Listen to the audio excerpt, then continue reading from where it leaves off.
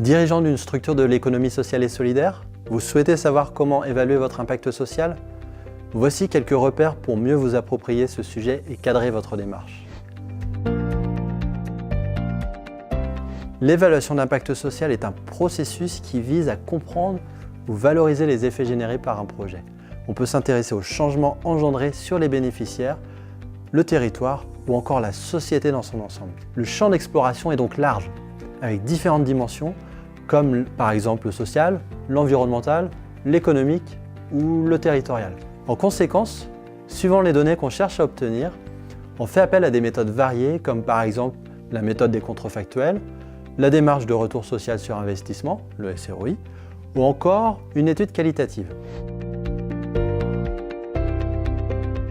Dans un premier temps, interrogez-vous sur les raisons pour lesquelles vous souhaitez mener une démarche d'évaluation.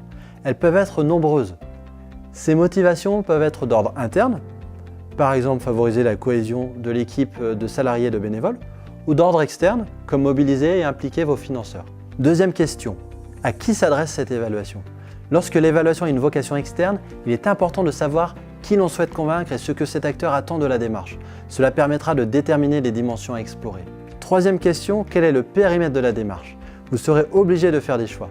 Il est impossible de tout évaluer de manière exhaustive. Une évaluation répond à des questions précises. Par exemple, quels sont les effets de l'action sur les bénéficiaires?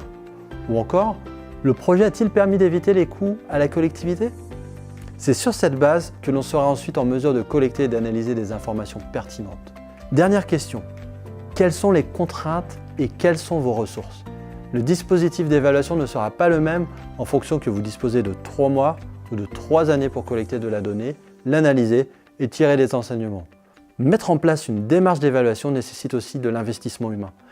Il faut construire une méthodologie, définir les indicateurs et les outils pour les mesurer, puis analyser les données.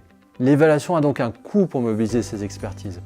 Il est important de bien anticiper cela et de dimensionner la démarche. Quelle que soit la méthode employée, le processus que vous allez mettre en place s'articulera en 3 étapes clés.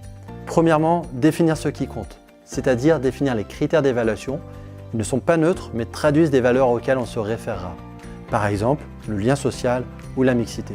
Deuxième étape, mesurer. Vous définirez les indicateurs qui sont des instruments de mesure. Ils précisent des critères et permettent une observation objective. Ils sont qualitatifs ou quantitatifs. Enfin, délibérer. C'est une étape primordiale pour partager les résultats et tirer des enseignements.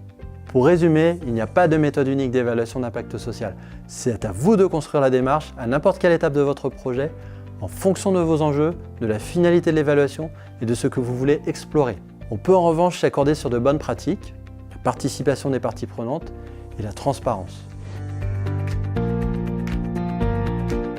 Pour avoir plus d'informations sur l'évaluation d'impact social, retrouvez de nombreuses ressources dans le dossier Impact social du portail avis.org avec des guides pratiques et des études de cas.